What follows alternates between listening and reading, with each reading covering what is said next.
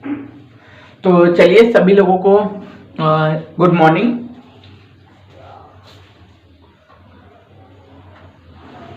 चलिए सभी लोगों को गुड मॉर्निंग और आज का लेक्चर हम स्टार्ट करते हैं। देखिए ये जो बायोलॉजी का जो टॉपिक मैं आप लोगों के लिए लेके आया हूँ ये सभी के लिए। समझ लीजिए कि मैं एनसीईआरटी की सीरीज चला रहा हूँ, तो एनसीईआरटी की सीरीज का ये मेरा पहला वीडियो है और क्लास 8 मैंने पकड़ा है क्योंकि 7 क्लास में कुछ ज्यादा अच्छा कुछ बताने के लिए नहीं। 8, 9, 10, 11, 12 इसी तरीके से कर करके मैं पूरा का पूरा बायोलॉजी, फिजिक्स, केमिस्ट्री सब आपका कंप्लीट करा दूंगा। तो आज मैं टॉपिक लेके आया हूँ माइक्रोनिज्म, यानी कि बोलते हैं इनको सूक्ष्म जीव। तो सबसे पहले आरएन गुरु में आपका स्वागत है। एकदम ध्यान से, केवल आधी घंटा आप इसको ध्यान से सुनिए, समझिए, आपको पूरा का पूरा जो चैप्टर है क्लियर हो जाएगा कि किस तरीके से क्वेश्चन आएंगे और किस तरीके से क्वेश्चन नहीं आएंगे। तो चलिए आइए हम स्टार्ट करते हैं। देखिए चैप्टर का नाम क्या है? माइक्रोनिज्म, यानी कि इसको क्या बोलते हैं? सूक्ष्म जीव। ऐसी कोई चीज जिसको हम लोग अपनी खुली आंखों से नहीं देख सकते हैं उनको क्या बोलते हैं? सूक्ष्म जीव बोलते हैं। क्या बोलते हैं? माइक्रोनिज्म बोलते हैं। जैसे कि माइक्रोनिज्म में हमें देखने को क्या क्या मिलता है? जीवाणु होते हैं, बैक्टीरिया होते हैं, वायरस होते हैं। इन सभी को हम लोग अपनी खुली आंखों से नहीं देख सकते हैं। इसके लिए हमें क्या चाहिए होता है? एक मशीन चाहिए होती है। उस मशीन के द्वारा हम लोग क्या करते हैं? उसको आंखों में लगाते हैं या फिर आंखों के जरिए उसको हम देखते हैं कि भैया क्या है, सेल क्या है, बैक्टीरिया क्या है, जीवाणु क्या है, फंगस क्या है, कवक क्या है, वायरस क्या है। तो इसको हम लोग खुली आंखों से नहीं देख सकते हैं। तो आज का हमारा जो टॉपिक है वही है, देखिए बायोलॉजी का है। ठीक, बायोलॉजी का क्लास 8 का एनसीईआरटी का चैप्टर नंबर 2 है। ठीक, क्लास 8 का एनसीईआरटी का चैप्टर नंबर 2 है। देखिए एक होता है बैक्टीरिया। ठीक, बैक्टीरिया की खोज सब याद रखिएगा जीवाणु बोलते हैं। इसकी खोज की थी लुइनहॉक, एंटोनियन लुइनहॉक ने बैक्टीरिया की खोज की थी। किसकी? एंटोनियन लुइनहॉक ने बैक्टीरिया की खोज की थी, याद रखिएगा आप लोग। फिर दूसरा चीज हमें देखने को क्या मिलता है? देखिए कुछ अच्छे बैक्टीरिया भी होते हैं और कुछ बेकार बैक्टीरिया भी होते हैं। हम लोग दोनों के बारे में इस चैप्टर में अच्छे से समझेंगे और इस चैप्टर को खत्म करेंगे। ठीक है, तो सबसे पहले हम लोग बात करते हैं बैक्टीरिया यानी कि जीवाणु, जिसको सूक्ष्म जीव बोलते हैं। ठीक, दूसरा होता है एल्गी। एल्गी यानी कि इसको क्या बोलते हैं? शैवाल बोलते हैं। इसमें भी कई सारे टाइप देखने को मिलते हैं। एक साइटोमोनिज्म देखने को मिलता है, स्पैरोगेसिस देखने को मिलता है। ये सभी क्या है? एक कोशिकीय शैवाल है। जैसे कि हमने मल्टी सेलुलर है, तो उसी तरीके से ये जो शैवाल है यानी कि एल्गी बोलते हैं इनको, कि क्या है? एक सेल से ही मिलकर बने हुए हैं। किससे बने हुए हैं? वन सेल, सिंगल सेलुलर ये सब शैवाल है। याद रख लीजिएगा, ये दोनों के दोनों आप याद रख लीजिएगा, एक कोशिकीय शैवाल है। उसी तरीके से देखते हैं प्रोटोजोआ।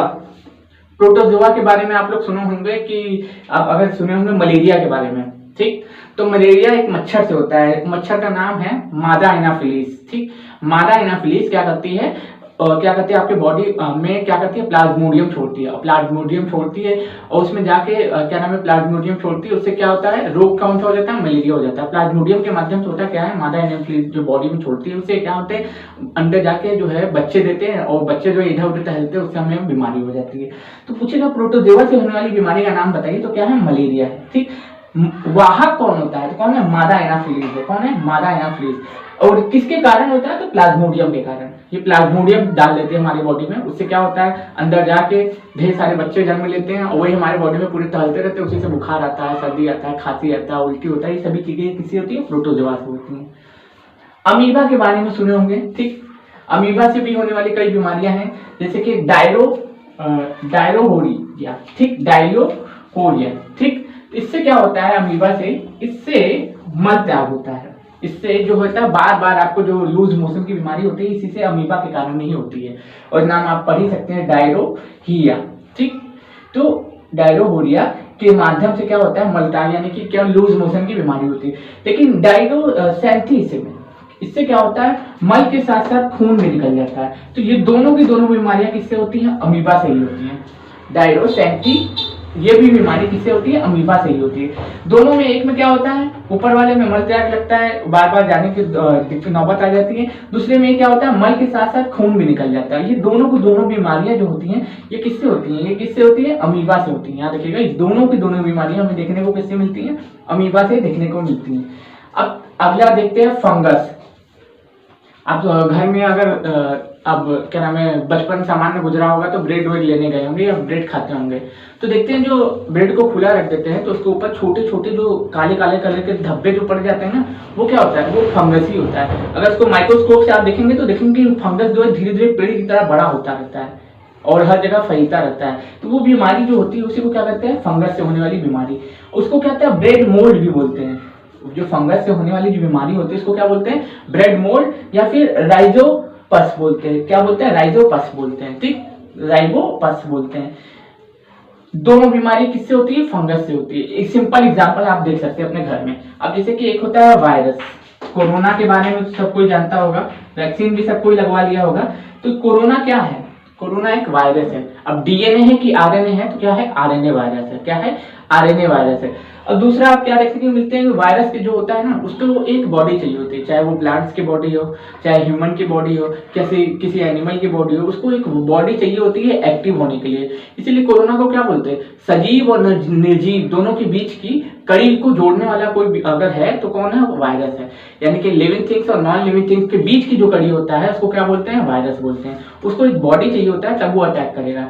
आपकी बॉडी में जाएगा, एक जगह इकट्ठा होगा और फिर अपनी संख्या बढ़ाने लगता है। बॉडी के अंदर 1 से 2, 2 से 4, 4 से 8, 8 से 16, 16 से 32 बॉडी में पूरे के पूरे वायरस फैला देता है। उसी से क्या हो जाती है, आपको बीमारी हो जाती है। तो वायरस से कई तरह की बीमारियां होती है, सर्दी जुकाम भी होता है, खांसी भी होता है, बुखार भी होता है, कई तरह के वायरस होते हैं।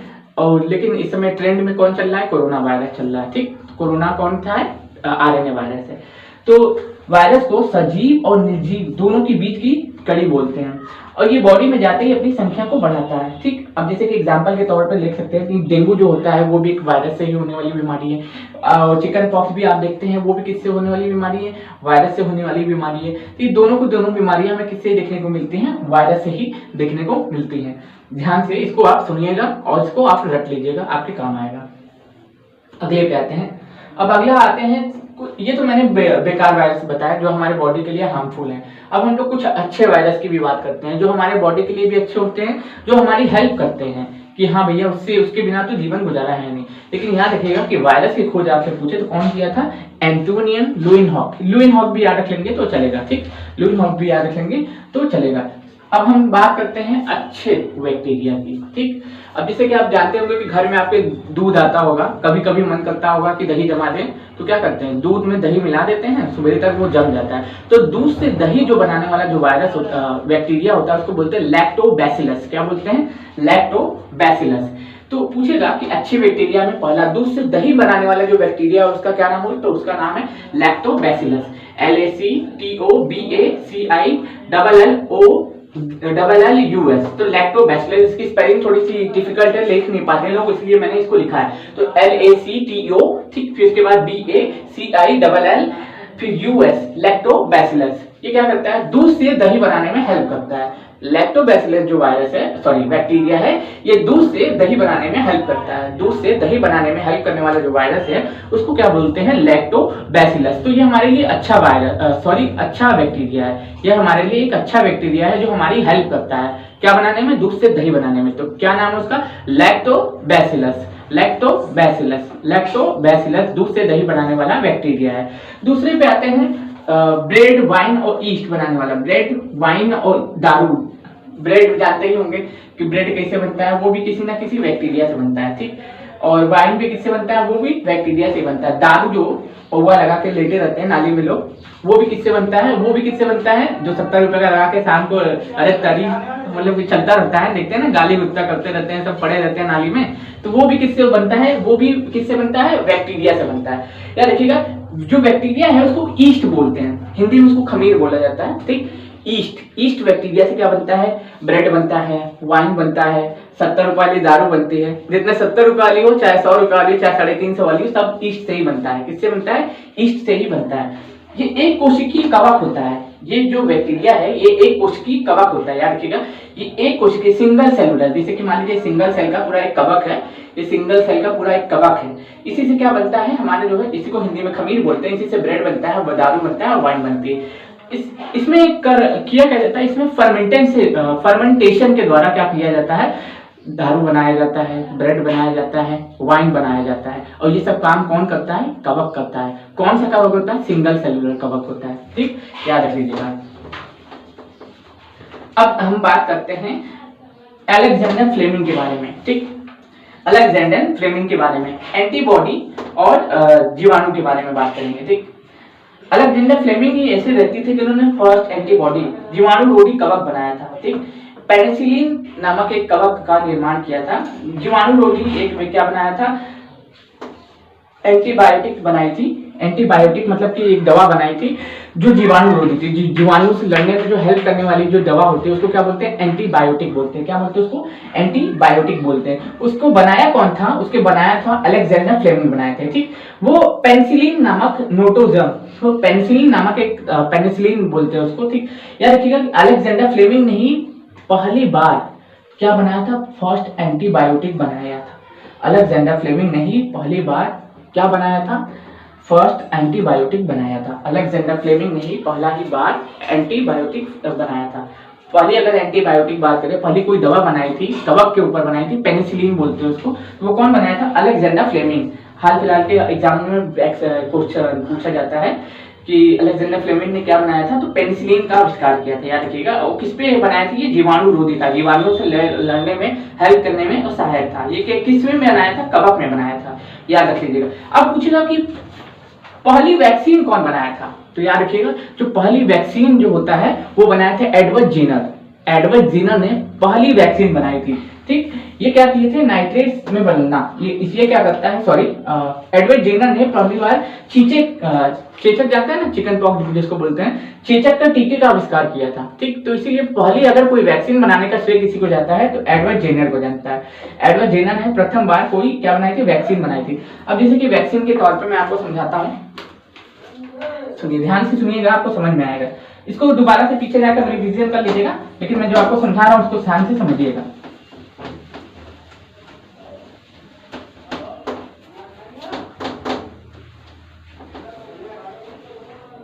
अब जैसे कि मान लीजिए ये होता है एंटीबॉडी, हमारे बॉडी में होता है, एक होता है एंटीजन होता है। ठीक, एक एंटीजन होता है, एक एंटीबॉडी होता है। एंटीबॉडी हमारे बॉडी के अंदर बनती है। अगर कोई बाहर से हमें हमला कर रहा है, जैसे मान लीजिए बाहर से कोई हमें बंदूक चला रहा है, ठीक, तो बाहर से कोई बॉडी क्या नाम है, बंदूक चला रहा है, तो वो क्या होगा? एंटीजन हो जाएगा। वो एंटीजन हो जाएगा, एंटीजन। बाहर से अगर कोई हमारे ऊपर अटैक कर रहा है तो वो क्या हो जाएगा? एंटीजन हो जाएगा। लेकिन अगर बॉडी के अंदर कुछ हमारी सुरक्षा प्रदान की जा रही है उसको एंटीबॉडी बोलते हैं। क्या बोलते हैं?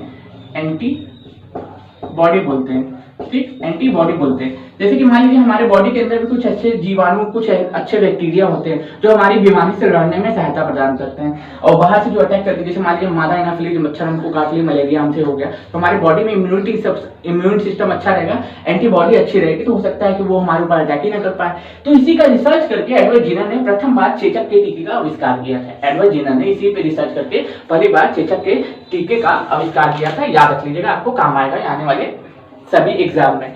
ठीक, तो अगर बोलते हैं एंटीजन को प्रतिजन भी बोलते हैं। एंटीजन जो होता है ये क्या होता है? एंटीजन जो होता है बॉडी के बाहर डाला जाता है, जैसे कि वायरस, जैसे इस समय कोरोना ट्रेंड में है, तो याद रखिएगा अगर कोरोना का वैक्सीन हम लोगों को लग रहा है तो हमारे अंदर मालूम कमजोर कोरोना वायरस डाला जा रहा है, हमारी बॉडी के अंदर कमजोर कोरोना वायरस डाला जा रहा है। वो अंदर जाके क्या बना रहा है? एंटीबॉडी ही तो बना रहा है, एंटीबॉडी बना रहा है। कमजोर कोरोना वायरस हमारी बॉडी के अंदर जाके पहले से कोरोना वायरस जाके बैठ के एंटीबॉडी बना दे रहा है, इम्यून सिस्टम बना दे रहा है। अब वो दोबारा से कोरोना हमारे बॉडी में अटैक करेगा तो बोलेगा भैया पहले से हम यहाँ पे बैठे हुए हैं, इस सीट पे तुम्हारी कोई जगह नहीं, यहाँ से निकल लो, ये सीट केवल मेरा है, मेरा काम हो गया, अब हम यहीं पे बैठे रहेंगे जीवन भर, अब यहाँ पे कभी आना मत। तो वही काम होता है इसमें भी।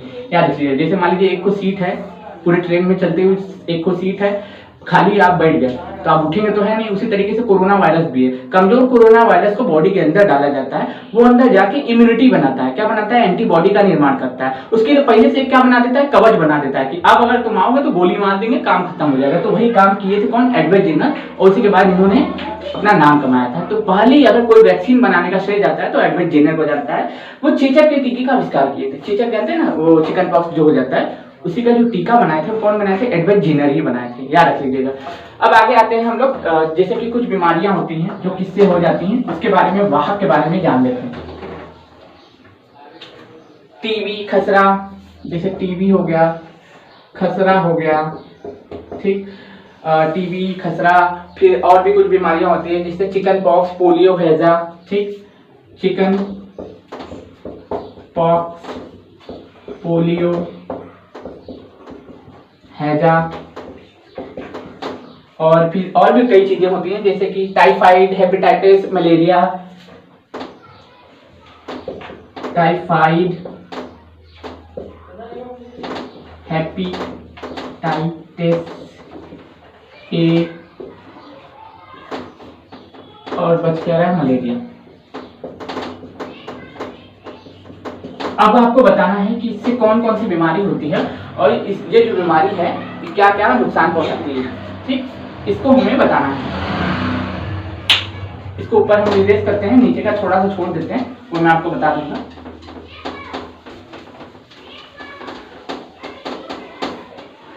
अब जैसे कि मान लीजिए आपसे पूछेगा कि ये जो जीवाणु, टीबी किससे होता है, तो जीवाणु से होता है, याद रखिएगा। ट्यूबरक्लोसिस एक जीवाणु है, ठीक, जीवाणु, जैसे कि जीवाणु किससे होता है, ये हवा से होता है, याद रखिएगा, हवा से होता है। जैसे मान लीजिए हम किसी के ऊपर छींक रहे हैं, ठीक, छींक रहे हैं, खांस रहे हैं, और हमारे छींक का कुछ हिस्सा या हमारे छींकने का या खांसने का कुछ हिस्सा उसके बॉडी में प्रवेश कर गया तो हमें क्या हो जाएगी, टीबी हो जाएगी। उसके साथ अगर हम खा लेंगे जूठा तब भी हमें टीबी हो जाएगी, उसका ब्लड हम चढ़ा देंगे तब भी हमें टीबी हो जाएगी। ये सभी चीजें किससे होती है, तो जीवाणु से होती है। ट्यूबरक्लोसिस बोलते हैं टीबी को पूरा का पूरा।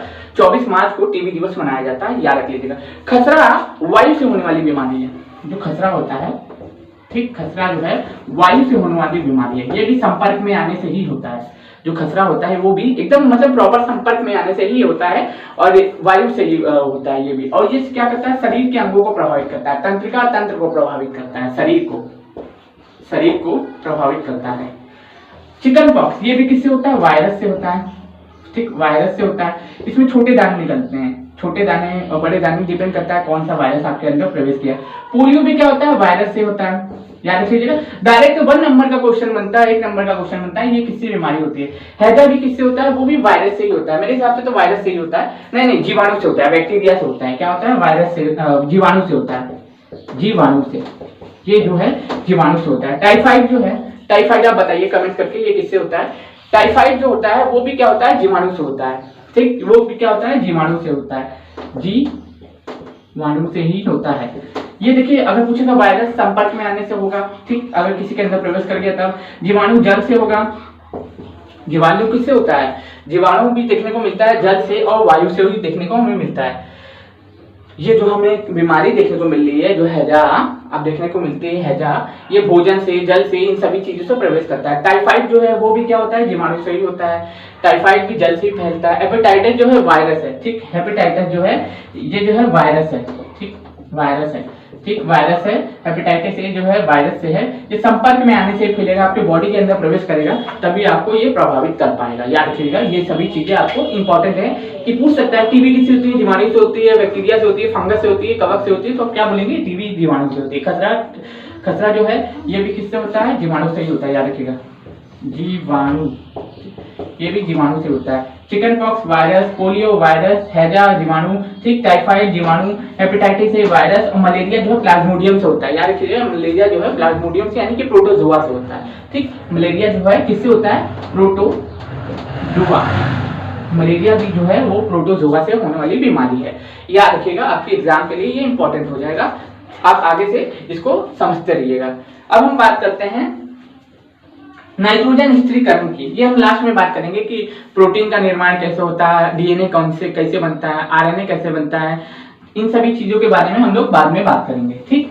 अभी इसको हम लोग रख सकते हैं, इसको 2 से 3 बार रिवाइज कर लीजिएगा, आपको याद हो जाएगा कि कौन सी बीमारी किससे होती है। अब हम लोग बात करेंगे पैथोजन के बारे में, ठीक। पैथोजन यानी कि रोगवाहक और वेक्टर। एक तरफ हम लोग लिखते हैं रोगवाहक यानी कि रोगवाहक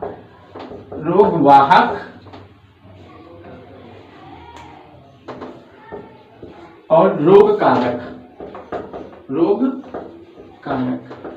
अब इसको इंग्लिश में भी ट्रांसलेट करना बहुत जरूरी है क्योंकि PAP रोगवाहक को क्या बोलते हैं, रोगवाहक को बोलते हैं वेक्टर, रोगवाहक को WACTER। इसको बोलते हैं वेक्टर, इसको बोलते हैं पैथोजन। क्या बोलते हैं? Pathogen, PATHOGEN, pathogen. अब इसमें बहुत कंफ्यूजन हो जाता है। एक होता है कि रोग वाहक कौन है और रोग का कारण कौन है। अब जैसे कि एग्जांपल के तौर पे मैं आपको बताता हूँ कि डेंगू क्या होता है। डेंगू क्या होता है? कारक होता है। डेंगू क्या होता है? कारक होता है। हाँ भैया हमें इसको डेंगू हो गया है, तो डेंगू क्या है? कारक है। डेंगू क्या है? डेंगू क्या है? कारक है। डेंगू क्या है? सॉरी, ये डेंगू जो है कारक है। कारक है डेंगू। इसका कारण कौन है? ठीक, डेंगू जो है ये क्या है? ये क्या है? कारक है। फैलाता कौन है? मादा एनाफिलीज जो मच्छर होती है वो जो है इसको फैलाने का काम करती है। जो फैलाता कौन है? वाहक जो हो जाएगा हमारा कौन हो जाएगा? मादा एनाफिलीज। मादा एनाफिलीज मच्छर। ठीक, मादा एनाफिलीज जो है मच्छर इसको फैलाने का काम करती है। तो इसी को क्या करते हैं? एक होता है रोग कारक कि भैया हुआ कैसे? डेंगू हो गया भैया, इनको डेंगू हो गया। ठीक, वाहक कौन है? मादा एनाफिलीज। बॉडी के अंदर जानते हैं प्लाज्मोडियम वाला काम हो जाता है, इस तरीके से बाकी सब बीमारियों में हो जाता है। ठीक, तो दूसरा अब हम लोग फैलाते हैं, ठीक है, एडीज मच्छर है। एडीज मच्छर है, मादा एनाफिलीज नहीं है, एडीज मच्छर है। एडीज इजिप्टिस बोलते हैं। एडीज इजिप्टिस, मादा एनाफिलीज नहीं है, एडीज इजिप्टिस है। एडीज ठीक, एडीज इजिप्टिस है। मादा एडीज इजिप्टिस मच्छर की वजह से क्या होता है? हमारा देखने को क्या मिलता है? डेंगू देखने को मिलता है। मलेरिया से वजह से मादा एनाफिलीज से होता है, रखिएगा। ठीक, अब हम लोग बात करें प्रिजर्वेटिव से। प्रिजर्वेटिव में हम लोग बात करेंगे कि भैया खाने को हम किस तरीके से बचा सकते हैं। जैसे कि मान लीजिए प्रिजर्वेटिव का मतलब होता है कि खाने को सुरक्षा किस प्रकार हम लोग प्रदान करें। अब जैसे कि मान लीजिए जैसे कि खाने को सुरक्षा प्रदान करने के लिए सोडियम बेंजाइड और सोडियम मेटाबिसफाल्टाइड का उपयोग करते हैं। एक याद रखिएगा कि सोडियम बेंजाइड का ज्यादा उपयोग किया जाता है खाने को सुरक्षित रखने के लिए। अगर हम बात करें मीट को अगर ताजा रखना है, मीट अगर जो है आपके घर पे मीट आता है उसको ताजा रखना है, उसमें नमक डाल के रख दीजिए। मीट हमेशा ताजा रहेगा, फ्रिज की भी जरूरत नहीं है। मीट को अगर ताजा रखना है उसमें नमक डाल दीजिए, नमक डाल के छोड़ दीजिए, जब भी निकालेंगे मीट आपको ताजा मिलेगा। मीट को अगर ताजा रखना है तो क्या करें? उसमें नमक डाल के उसको छोड़ दीजिए। अब जैसे कि मान लीजिए हम घर में जैम खाते हैं, तो जैम अगर मान लीजिए जैम के अंदर हम लोग शुगर ना डालें, चीनी ना डालें तो सुरक्षित नहीं रहेगा। इसलिए अगर जैम को सुरक्षित रखने के लिए हम लोग क्या करते हैं? उसको क्या करते हैं? उसमें जैम के अंदर शुगर डालते हैं, फिर उसको पैक करके उसको क्या करते हैं? जगह जगह बेचने का काम करते हैं। तो शुगर डालने की वजह से जैम जो है सुरक्षित हो जाता है।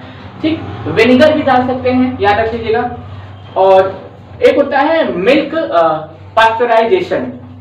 मिल्क पास्चराइजेशन ये इंपॉर्टेंट है आपके लिए, याद रखिएगा।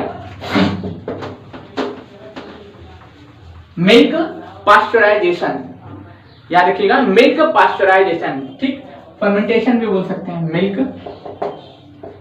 ठीक, मिल्क पास्चराइजेशन याद रखिएगा।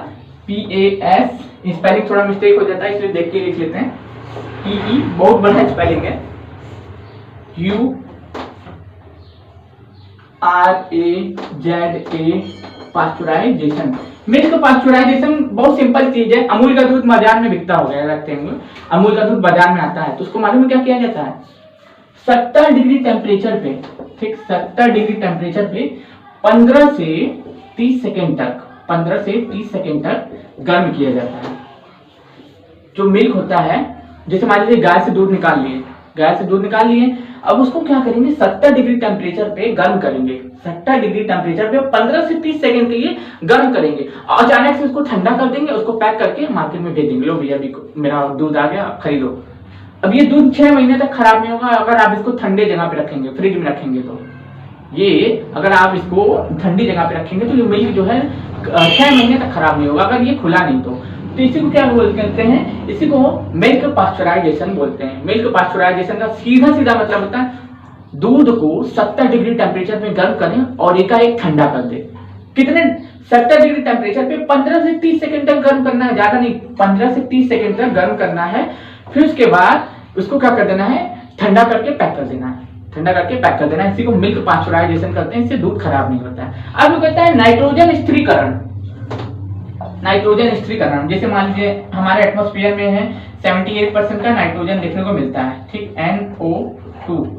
अभी नाइट्रोजन को जो है नाइट्रेट में बदलने का काम जो करते हैं, नाइट्रोजन का प्योर फॉर्म तो कोई ऑब्जर्व नहीं कर सकता, ना हम कर सकते हैं, ना पेड़ पौधे करते हैं। तो पेड़ पौधे क्या करते हैं, इसको नाइट्रोजन को नाइट्रेट में बदलते हैं। क्या बोलते हैं? नाइट्रेट में, नाइट्रेट में बदलते हैं। किस प्रक्रिया के द्वारा? नाइट्रोजन फिक्सीकरण के द्वारा, नाइट्रोजन स्थिरीकरण के द्वारा क्या करते हैं, नाइट्रोजन को नाइट्रेट में बदलते हैं और फिर इसका डीएनए बनाते हैं, आरएनए बनाते हैं, अमीनो अम्ल बनाते हैं, प्रोटीन बनाते हैं, उसका हम लोग सेवन करते हैं, वापस उसको फिर रिलीज कर देते हैं यूरिया के माध्यम से हम लोग, ठीक। इसमें हेल्प कौन करता है? तो साइनोबैक्टीरिया, ठीक, साइनोबैक्टीरिया और राइजोबियम, ये सभी हेल्प करते हैं क्या करने में? साइनोबैक्टीरिया और राइजोबियम हेल्प करते हैं नाइट्रोजन को नाइट्रेट बदलने में। ये दलहनी पौधों में पाया जाता है, ये आप याद रख लीजिएगा। कुछ बच तो रहा नहीं है?